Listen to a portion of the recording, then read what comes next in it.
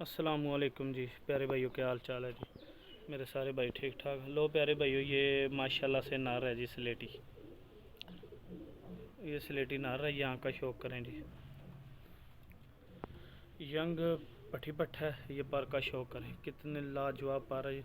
पल्ले की चढ़ाई देख लें सारे भाई, माशाल्लाह से शौक करें कैसा पार है जी।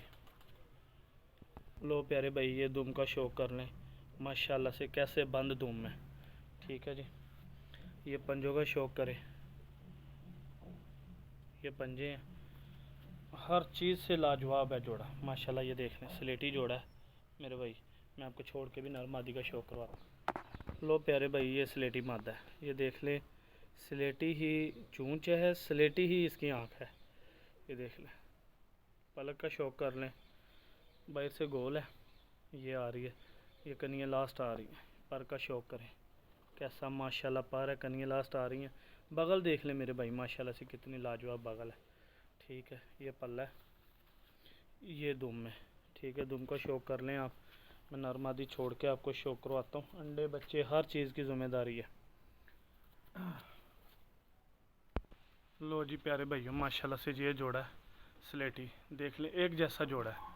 ठीक है, शौक कर लें। 8,000 का मेरे भाई ये जोड़ा है।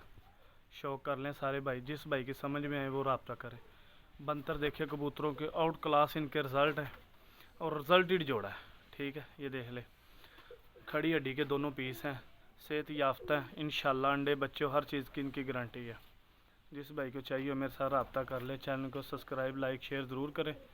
इंशाल्लाह नई से नई वीडियो आपको मिलेगी।